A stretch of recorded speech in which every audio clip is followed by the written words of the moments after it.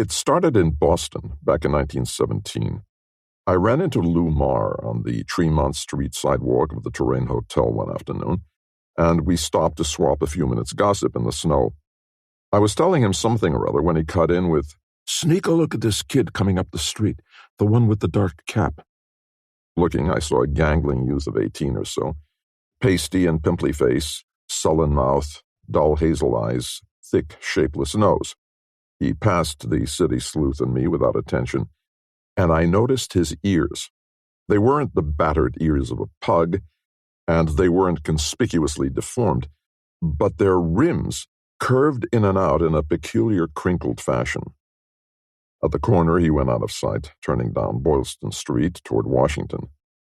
"There's a lad that will make a name for himself if he ain't nabbed or rocked off too soon," Lou predicted. "Better put him on your list. The Hoose's kid. You'll be looking for him some one of these days." "What's his racket?" "Stick-up gunman. He's got the makings of a good one.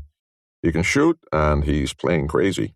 He ain't hampered by nothing like imagination or fear of consequences. I wish he was. It's these careful, sensible birds that are easiest caught. I swear the kid was in on a couple of jobs that were turned in Brookline last month. But I can't fit him to him. I'm going to clamp him someday, though, and that's a promise." Lou never kept his promise. A prowler killed him in an Audubon Road residence a month later. A week or two after this conversation, I left the Boston branch of the Continental Detective Agency to try Army life. When the war was over, I returned to the agency payroll in Chicago, stayed there for a couple of years, and got transferred to San Francisco. So all in all, it was nearly 8 years later that I found myself sitting behind the Hoose's kid's crinkled ears at the Dreamland Rink. Friday night is fight night at the Steiner Street house. This particular one was my first idle evening in several weeks. I had gone up to the rink, fitted myself to a hard wooden chair not too far from the ring, and settled down to watch the boys throw gloves at one another. The show was about a quarter done when I picked out this pair of odd and somehow familiar ears 2 rows ahead of me. I didn't place them right away. I couldn't see their owner's face.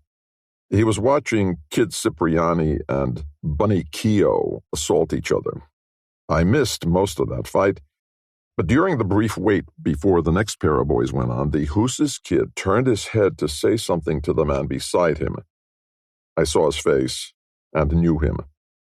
He hadn't changed much, and he hadn't improved any. His eyes were duller and his mouth more wickedly sullen than I had remembered them. His face was as pasty as ever, if not so pimply. He was directly between me and the ring.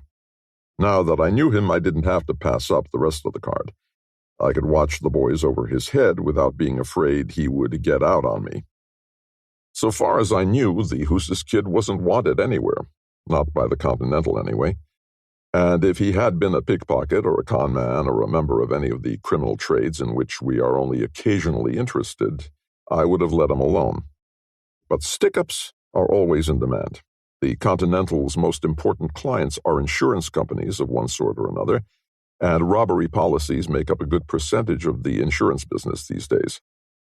When the Hoose's kid left in the middle of the main event, along with nearly half of the spectators, not caring what happened to either of the muscle-bound heavies who were putting on a roommate act in the ring, I went with him. He was alone. It was the simplest sort of shadowing. The streets were filled with departing fight fans. The kid walked down Fillmore Street, took on a stack of wheats, bacon, and coffee at a lunchroom, and caught a number 22 car.